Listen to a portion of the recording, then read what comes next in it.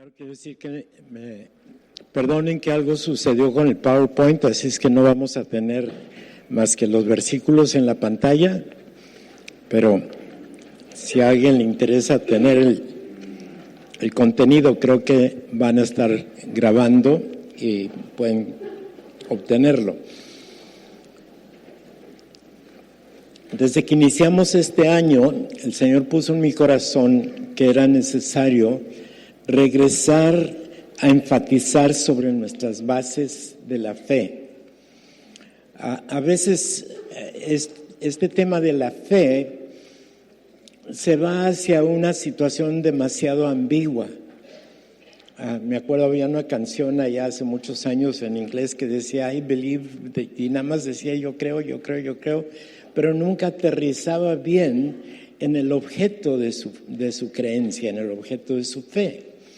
Entonces sentí a principios de año que era necesario que como Iglesia Evangélica San Pablo, tanto aquí como en la central, estuviésemos enfocando en las bases de nuestra fe.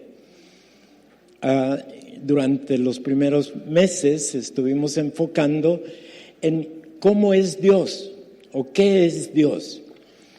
Y ya desde el domingo pasado que predicaba el pastor Enrique, estamos enfocando en algunos aspectos de qué es lo que hace Dios, qué es lo que hace Dios por nosotros o para nosotros. Y el pastor Enrique hablaba de la justificación, pero la justificación es solamente una parte de lo que Dios hace. Hoy me toca enfocar sobre el tema de la salvación. Este tema de la salvación también se ha prestado a través de los siglos en caer en definiciones que no necesariamente son las más precisas y tenemos que entender la salvación. Y hay alguien que me preguntaba, bueno, ¿de qué nos está salvando? ¿O por qué nos necesitas salvar? Y ya hemos comentado en otras ocasiones que la salvación es algo que Dios hace. Di conmigo, Dios es quien me salva. Y no se limita a recibirnos. La salvación implica todo nuestro ser, espíritu, alma y cuerpo. Di conmigo, espíritu, alma y cuerpo. Ya hemos visto en otras ocasiones que el espíritu, así como nos creó Dios, espíritu, alma y cuerpo, el espíritu estaba dado para que el ser humano pudiera de espíritu a espíritu comunicarse con Dios, porque Dios es espíritu. El alma es lo que nos comunica con nosotros mismos, es nuestro intelecto, es nuestra voluntad, es todo lo que reside en nuestra mente. Y el cuerpo es lo que nos permite relacionarnos con el medio ambiente, lo vemos, lo olemos, lo tocamos, etc. Entonces, la salvación implica espíritu, alma y cuerpo, ¿sí? Y en lo que concierne a Dios, porque Dios es eterno y Él ve las cosas y nos ve a nosotros desde el punto de vista de la eternidad. Precisamente el miércoles en la noche estamos enfocando sobre el tema de la eternidad, o sea, cuál es el plan eterno de Dios. Y les invito a que asistan los miércoles en la noche a las 7:30. Y allí podemos profundizar y platicar y comentar y dar lugar a preguntas y espero que a respuestas. Así es que en lo que concierne a Dios, nos ve ya completos, porque nos ve desde la eternidad. Pero desde nuestro punto de vista, estando aquí en esta vida, el proceso aún no ha terminado. Ahora tenemos la promesa del Señor que nos dice con mucha claridad, ahí en Filipenses 1:6, di conmigo Filipenses 1:6, búscalo en tus Biblias, y dice, estando persuadido de esto, que el que comenzó en vosotros la buena obra, la va a perfeccionar hasta el día de Jesucristo.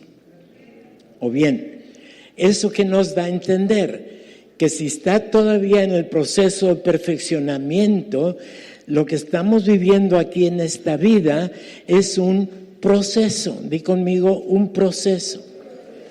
Y este proceso implica 3 fases, 3 partes del proceso. Dios ya ve el proceso terminado, pero aquí estamos en proceso. Allá en 2 Corintios 3:18 dice que Él nos va transformando de gloria en gloria, o sea, de paso en paso, de punto en punto. Ahora quiero decirles que esto de que estamos en un proceso, es un proceso que Dios lleva a cabo en nosotros. Porque si dependiera de nosotros estaríamos como la burrita, ¿verdad? 3 pasos para adelante y 2 para atrás. Y nunca terminaríamos. Pero el que comenzó en nosotros la buena obra, la va a perfeccionar. Di conmigo, me va a perfeccionar. A mí me va a perfeccionar. Cada quien diga eso. A mí me va a perfeccionar. Y va a terminar esto en el día de Jesucristo. Cuando yo me presente delante del Señor, ya las 3 fases habrán terminado. Y estas 3 fases tienen nombres, digamos, teológicos, para ayudarnos a identificar y entender mejor. El pastor Enrique ya explicaba la primera fase, que es la justificación. La justificación sucede en el momento y en el instante que creemos. ¿Sí? Somos justificados, dice, justificados pues por la fe, tenemos, no vamos a tener, sino ya tenemos paz para con Dios por medio de nuestro Señor Jesucristo. ¿Sí? No por nosotros, sino por lo que Él hizo. Amén. Porque no depende de nosotros la justificación viene de Dios. Es un decreto que Dios da. En el momento que creemos, se cumple lo que Jesús le explicaba a Nicodemo, nace de nuevo nuestro espíritu, el espíritu que había muerto a causa de Adán, y ese espíritu se quedó muerto, y es lo que Adán heredó a la humanidad. Pero cuando creemos, se cumple lo que el Señor Jesús le explicaba a Nicodemo, diciéndole, te es necesario volver a nacer. Cuando creímos, ese espíritu nació de nuevo. ¿Eres creyente? Tienes un espíritu nuevo. El espíritu viejo que murió con Adán se quedó muerto. Pero allí en Ezequiel 36, del 25 al 27, nos dice la Biblia que Dios pone en nosotros un espíritu nuevo. ¿Sí? O sea, el viejo de Adán se quedó muerto. La humanidad por siglos ha vivido con un espíritu muerto. Y la única manera que vamos a obtener un espíritu nuevo es depositando nuestra fe, nuestra creencia en la obra completa de Jesús en el Calvario. Ya fue hecha. Lo que nos corresponde a nosotros es creerlo. ¿Vamos bien? Ok, no se me duerman. Ok. En Efesios 2, 8 y 9, Pablo enfáticamente asegura que la salvación es por medio de la fe y no por obras. Di conmigo, por fe y no por obras. O sea, nosotros llegamos al Señor no por dejar de hacer algo o por hacer algo.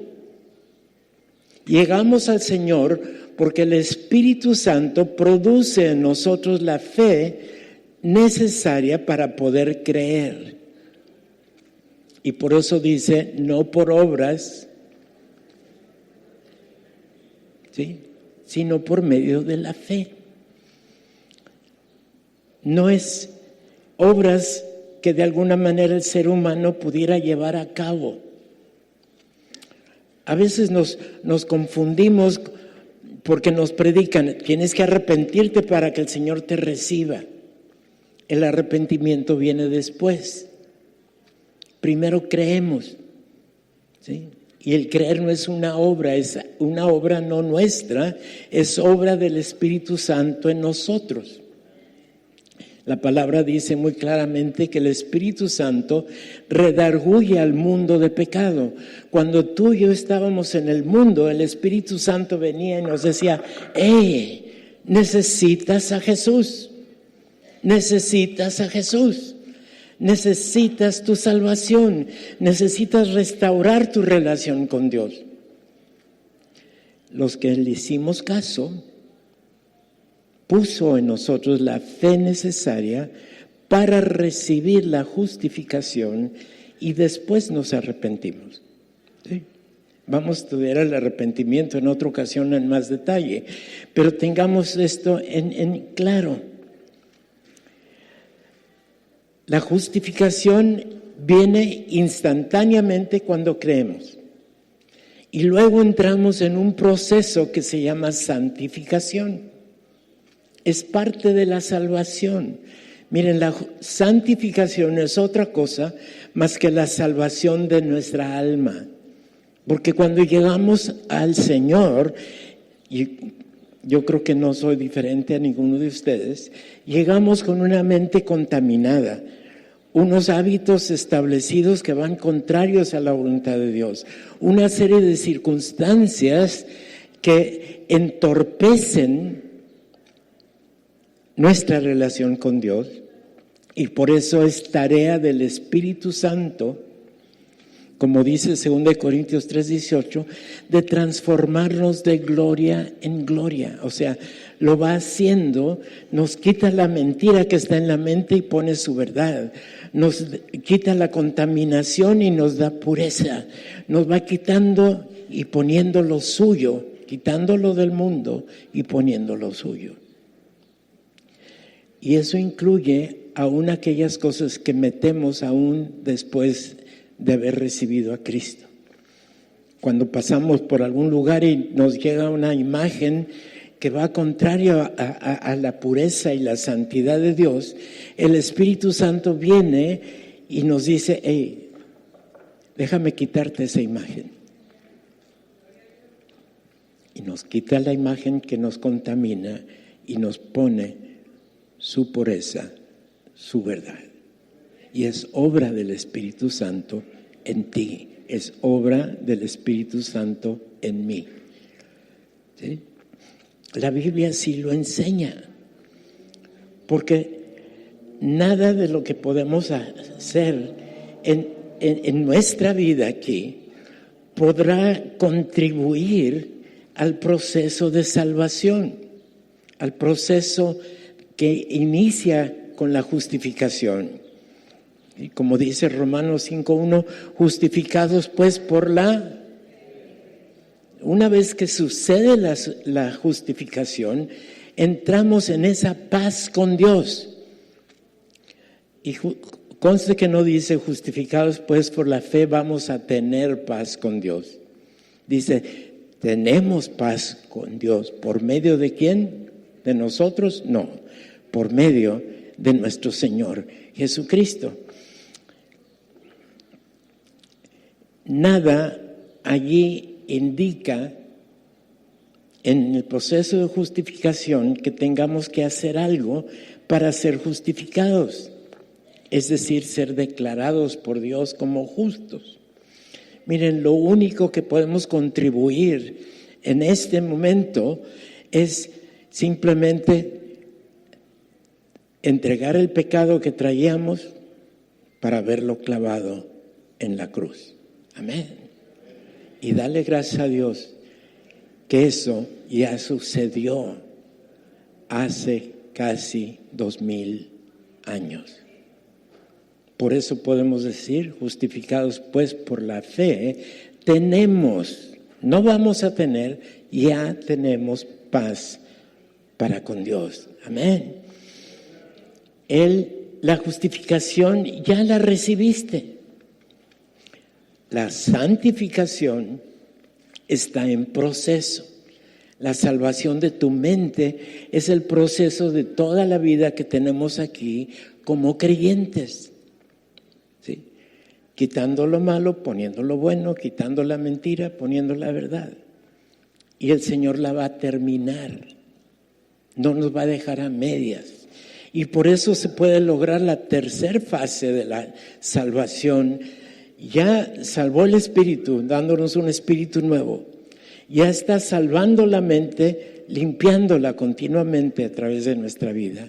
Y 3, la fase final de la salvación es la salvación del cuerpo. Lean todo el capítulo 15 de 1 Corintios y ahí te explica que en aquel momento, que todavía está por suceder, vamos a recibir un cuerpo nuevo, un cuerpo semejante al cuerpo resucitado del Señor Jesús. Un cuerpo que ya no se le van a caer los dientes, ya no le va a caer el pelo, ya no va a tener dolor de cabeza. Y todas las achaques que tenemos, ¿verdad? Ya no se va a hacer viejo. Algunos ya llegamos ahí, ¿verdad? Pero alguien me preguntaba, Iván, ¿cómo vamos a resucitar? ¿Vamos a tener un cuerpo joven? ¿Quién sabe?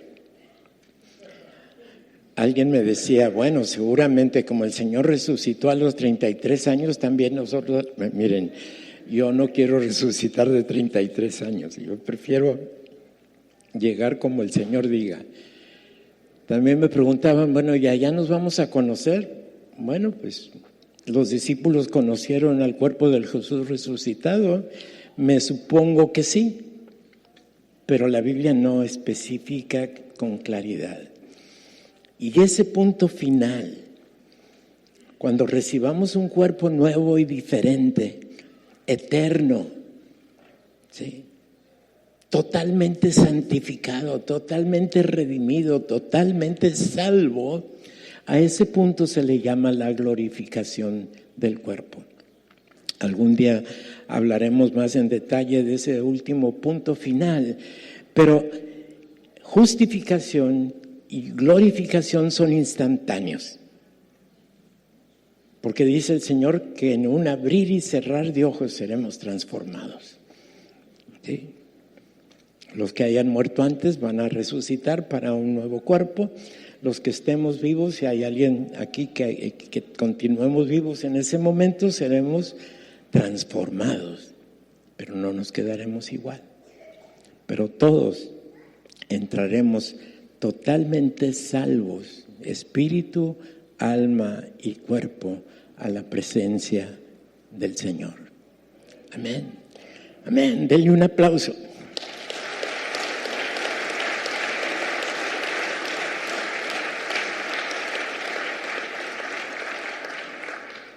Si leemos los versículos que anteceden ahí al pasaje que vimos inicialmente en Efesios 2, queda claro que lo único que merecíamos antes de ser justificados era juicio y condenación.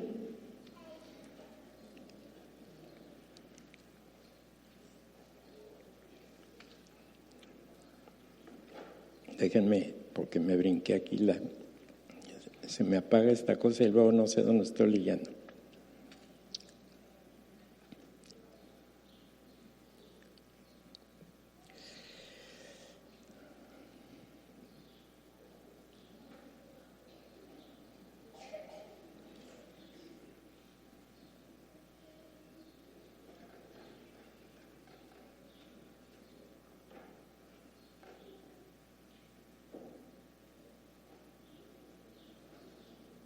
Bien.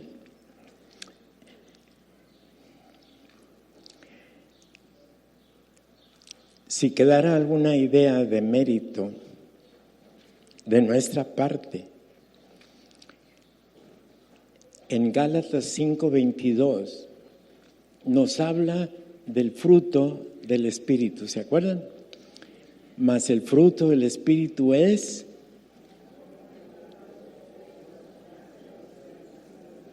saquen sus Biblias y léanlo. Amor, gozo,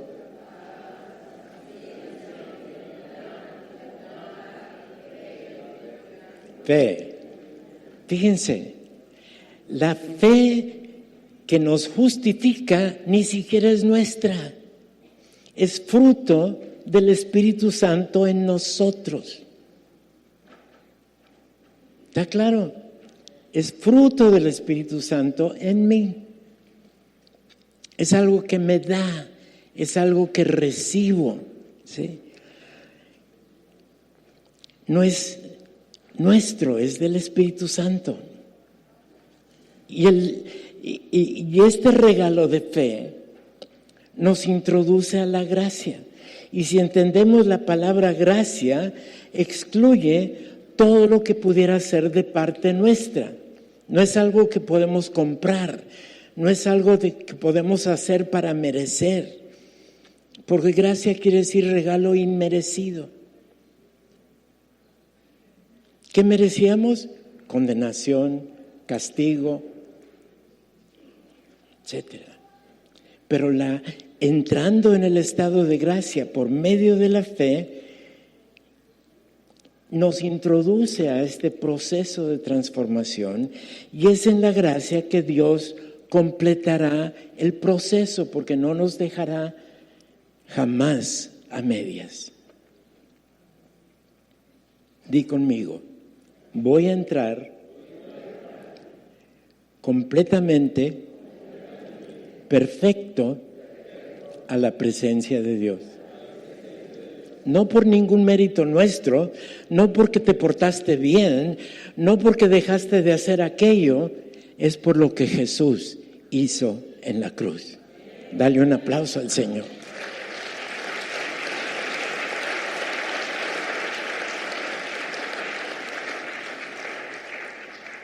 Y cuando el Espíritu Santo hace la obra en nosotros de darnos fe, no es una fe ambigua, no es una fe a ver si.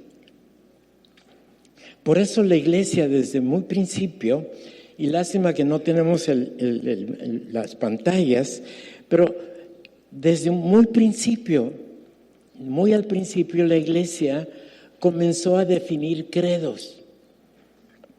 Los credos no son textos que están en la Biblia, pero son como resumen de lo que la Biblia dice. Y nos apuntan de alguna manera específica a saber y poder declarar lo que creemos. Amén. ¿Cuántos se acuerdan del credo de los apóstoles? ¿Nadie aquí? A ver, levanten las manos los que sí quiero verlos. ¿Tan poquitos? Bueno, vamos a repetirlo.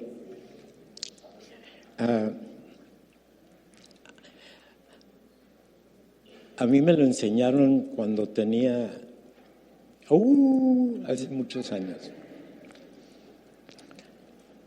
Y en las iglesias evangélicas, en ese tiempo se acostumbraba el catecismo evangélico. ¿Sí? Ya creo que ya no lo practican. Ahora van a escuela dominical y tienen clases de muchas cosas, pero ya no, aunque existe todavía el catecismo, ¿verdad, Enrique? Creo que ya no se practica, pero sería una buena práctica para los padres que buscaran el catecismo, ¿sí?, y lo hicieran con sus hijos en su casa. A mí me costó aprenderlo, ¿verdad? Y es una serie de preguntas y respuestas, y parte de estas preguntas es: ¿qué dice el credo? Di conmigo: creo en Dios Padre Todopoderoso, Creador del cielo y de la tierra, y en Jesucristo, su único Hijo, Señor nuestro, que fue concebido por obra y gracia del Espíritu Santo, nació de la Virgen María, padeció bajo el poder de Poncio Pilato, fue crucificado, muerto y sepultado, al tercer día resucitó de entre los muertos, ascendió al cielo y está sentado a la diestra del Padre, intercediendo por nosotros. Desde allí vendrá a juzgar a vivos y a muertos.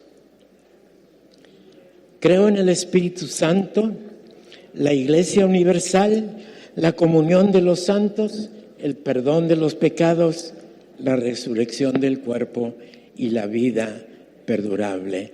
Amén.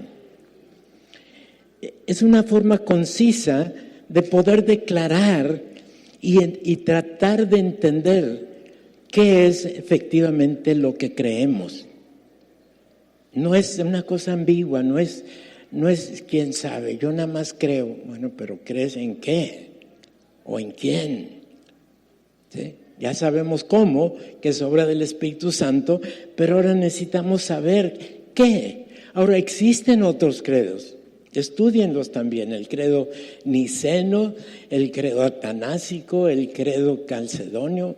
En esencia, todos declaran más o menos lo mismo, algunos más largos y otros más cortos, pero en esencia el propósito que tuvo la Iglesia en aquellos siglos es aterrizar en poder definir qué es lo que creemos. Si todavía tienes dudas, pues cuando menos apréndete el credo y cuando menos en eso estarás seguro.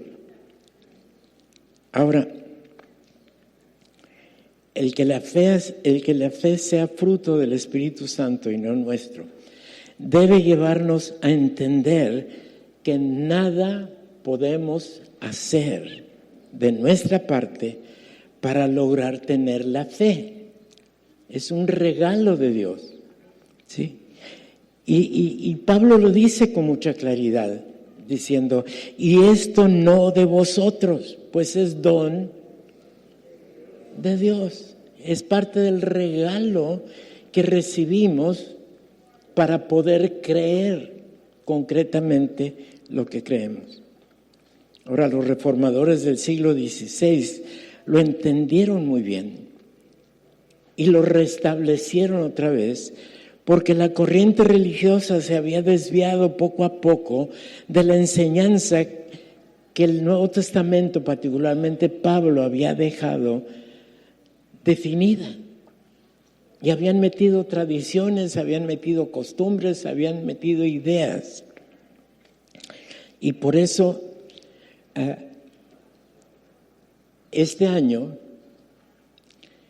vamos a celebrar en octubre el 500 aniversario de cuando estalló definitivamente en 1517 la reforma del siglo XVI. No quiere decir que antes no había precursores, porque si estudian historia de la Iglesia van a saber que a través de todos los siglos, aún con toda la contaminación que había entrado a la Iglesia, siempre hubo un remanente fiel. Y de ese remanente fiel surge una serie de personajes que pueden estudiar. Pedro Baldo, Juan Hus, etcétera, etcétera. Estudien la historia de la Iglesia y eso lo pueden estudiar en el instituto que se reúne lunes y martes en la tarde. Ya se acabó la publicidad, pero en septiembre comienza un nuevo curso. Les insto a que busquen si pueden inscribirse, cuando menos. Cada semana hay 6 clases, pueden tomar 1, 2, 3, 4, 5, 6, las que quieran, y allí van a poder entender muchas de estas cosas más en detalle, porque es en el contexto de un salón de clases.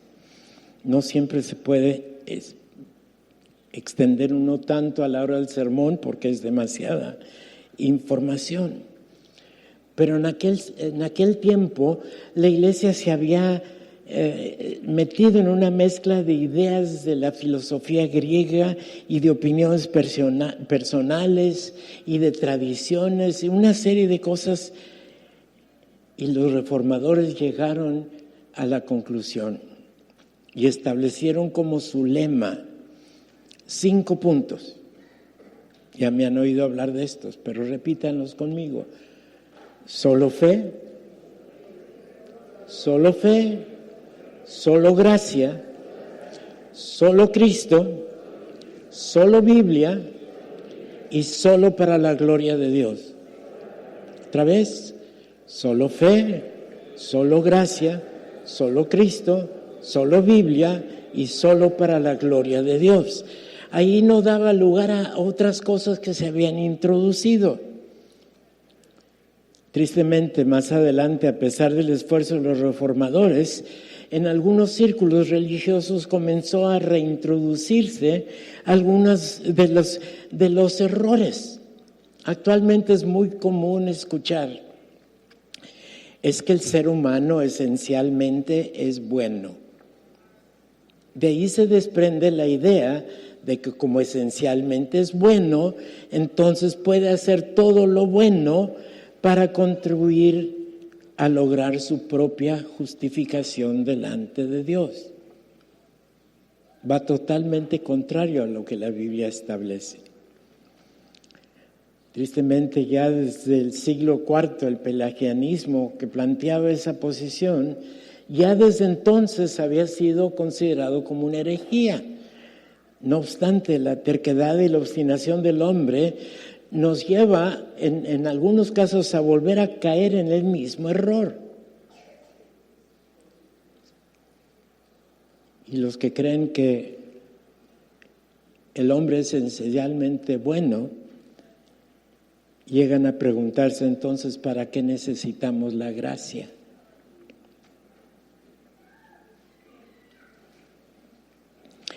Ahora hasta los que se revierten a las corrientes judaizantes que están muy populares en nuestro tiempo, no entienden que la ley de Moisés, lo que pretenden restablecer a la iglesia, la ley de Moisés no da respuesta alguna al pecado de Adán.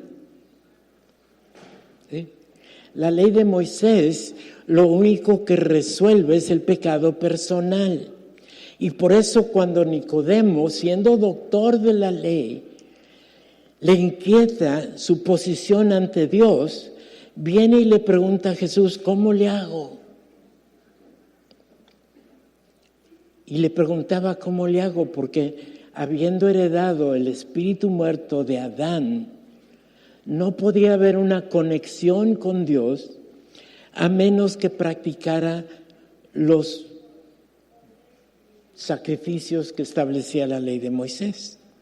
Pero aún así no le era satisfecho a Nicodemo. Y le pregunta a Jesús, ¿cómo puedo entrar al reino de Dios? Y el Señor le dice, te es necesario volver a nacer. Y nacer espiritualmente, no necesariamente entrar al vientre de tu madre otra vez, sino que tu espíritu nazca. Y el Señor prometió en Ezequiel, en el capítulo 36, del 25 al 27, que en el momento que se cumpliera la profecía, Él pondría un espíritu nuevo dentro de nosotros, de manera que la conexión personal e íntima con Dios pudiera restaurarse. Y era la única manera en que Nicodemo podría encontrar respuesta a su inquietud. Y es la misma manera en que nosotros requerimos para entrar en una relación de espíritu a espíritu con Dios, que es espíritu. Ahora, no podía ser resucitar el espíritu viejo de Adán, porque esa es la herencia de Adán. Ahora necesitamos para un nuevo espíritu para ser integrados a la familia de Dios, a la familia, a la descendencia de Jesús, no la descendencia de Adán. Y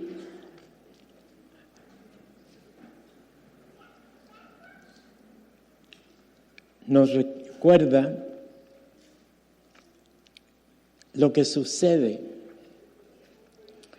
cuando ese espíritu nace de nuevo. produce el milagro en nosotros. Miren lo que dice Efesios 1 en adelante, dice, y Él os dio vida a vosotros que estabais muertos en vuestros delitos y pecados. Es tiempo pasado, estábamos muertos en nuestros delitos y pecado, en los cuales anduvisteis en otro tiempo conforme a la corriente de este mundo, conforme al príncipe de la potestad del aire, el espíritu que ahora opera en los hijos de desobediencia. Tú y yo no somos contados entre los hijos de desobediencia, porque aquí nos dice entre los cuales también todos nosotros vivimos, ¿cuándo? En otro tiempo, en la concupiscencia de nuestra carne, haciendo la voluntad de la carne y de los pensamientos, y éramos por naturaleza hijos de ira, lo mismo que los demás. Fíjense muy bien en los tiempos de los verbos. Éramos en otro tiempo, porque ya no somos. Porque nacimos en pecado, el pecado heredado de Adán, todo pensamiento en el ser humano se inclina hacia el mal. No es algo que nos agrada oír, pero es lo que la Biblia declara. Pablo lo dice muy claramente ahí en Romanos 3, no hay justo ni aun uno. Les voy a dejar una tarea. Apunten estas dos citas. Isaías 45:21, Isaías 45:21 y Zacarías 9:9. Si las estudian detenidamente y en todo su contexto, Isaías 45:21 y Zacarías 9:9, se van a dar cuenta que aún en el Antiguo Testamento Dios se identifica como un Dios salvador y justo. ¿Sí? No voy a ampliar más en ese. Desde un principio, el plan eterno de Dios es la salvación de la raza humana, pero nos permite el privilegio de escoger si queremos lo que Él ya pagó el precio. Porque el hombre vive con su libre albedrío y tristemente muchos hacen mal uso de su libre albedrío y no llegan a los pies del Señor buscando ese nuevo nacimiento. La triste realidad es que si Dios no tomara la iniciativa para resolver este dilema, estaríamos condenados a perecer a causa de nuestro pecado. Juan 3:18 dice, el que no cree ya es condenado porque no creyó. Está rudo, pero así dice la palabra de Dios, no lo inventé. El que no cree ya es condenado porque no creyó.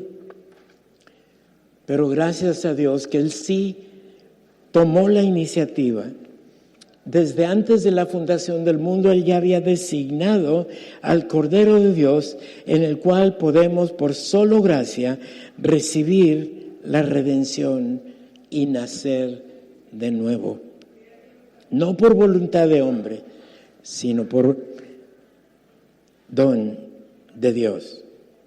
Y el nuevo nacimiento implica una acción de regeneración que solamente Dios puede llevar a cabo. El nuevo nacimiento del espíritu del hombre se predijo y se cumple cuando crees. Y crees por obra y gracia del Espíritu Santo, obrando fe en ti.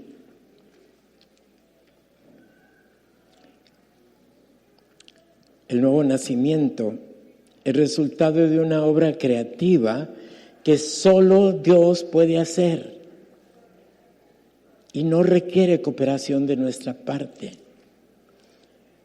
En el capítulo 5 de Juan, versículo 24, dice, de cierto os digo, que el que oye mi palabra y cree al que me envió, tiene vida eterna y no vendrá a condenación, mas ha pasado de muerte a vida. ¿Eres creyente? ¿Eres creyente? Di conmigo, he pasado de muerte a vida.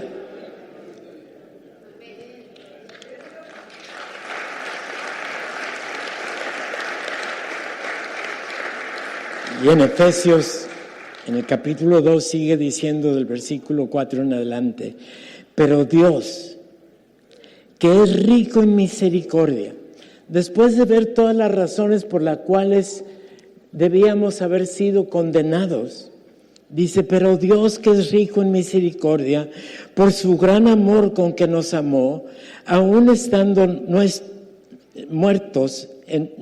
nosotros muertos en pecados, nos dio vida juntamente con Cristo, porque por gracia sois salvos, para mostrar en las edades venideras las abundantes riquezas de su gracia en su bondad para con nosotros en Cristo Jesús, porque por gracia sois salvos, por medio de la fe, y esto no de vosotros, pues es don de Dios, no por obras, para que nadie se gloríe. Entonces la decisión, la aceptación, la fe, lo que hacemos nosotros no es una obra nuestra, es en efecto lo que el Espíritu Santo está llevando a cabo dentro del creyente. Y la fe que opera para justificación es una fe concreta en la obra completa de Jesús en el Calvario.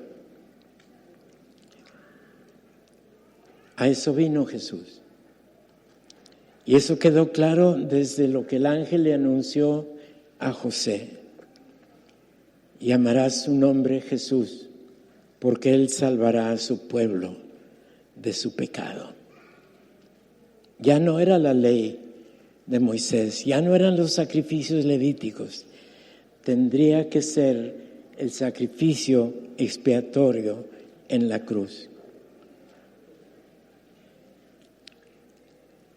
La salvación que recibimos, si te preguntas de qué nos está salvando, es ser salvos de la condenación, ser salvos de la ira de Dios, ser salvos del resultado y consecuencia del pecado de Adán y todo lo que vino a producir a través de los siglos.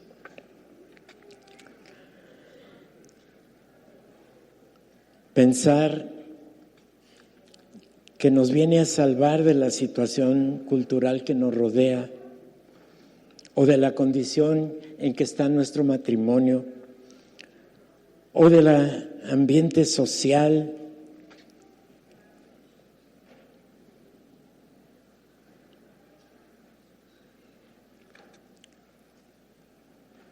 o de nuestra baja autoestima o de nuestros malos hábitos.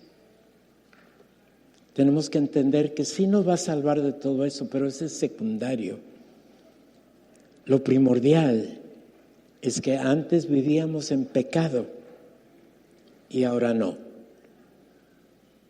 Antes estábamos muertos, pero ahora tenemos vida eterna.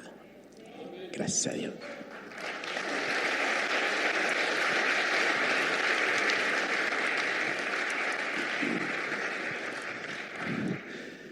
No podemos terminar este tema el día de hoy sin dar oportunidad a todas aquellas personas que puedan estar aquí en esta tarde con nosotros y que no han dado este paso de poner su fe en Cristo Jesús para recibir la salvación que en forma gratuita nos ha sido concedida.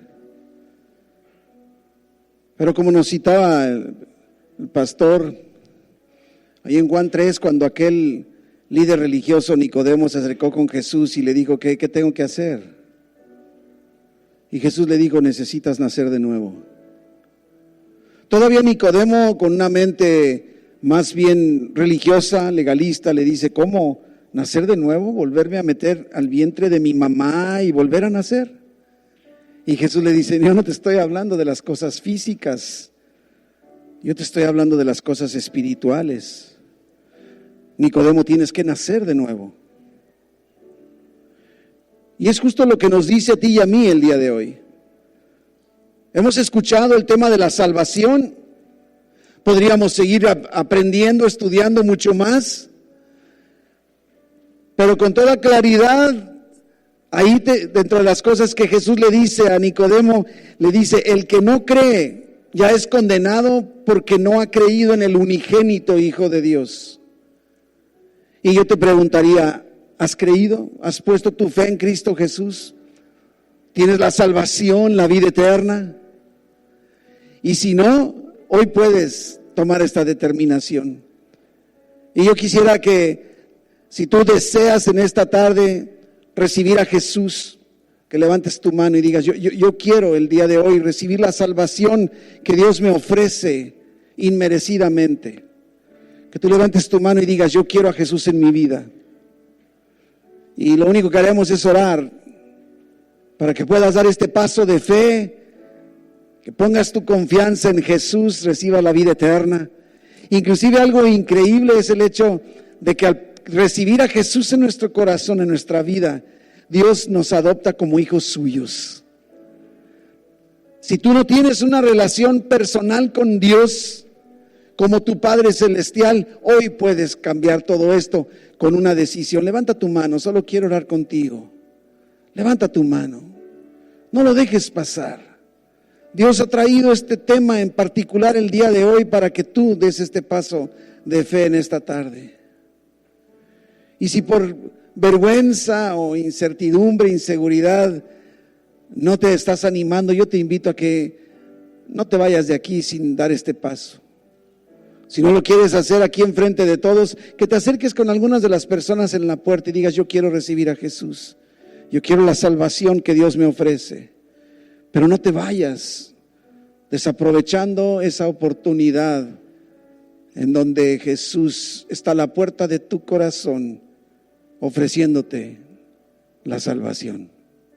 Y nosotros como creyentes debemos salir gozosos, recordados, convencidos que no solo hemos sido justificados, sino hemos recibido la salvación.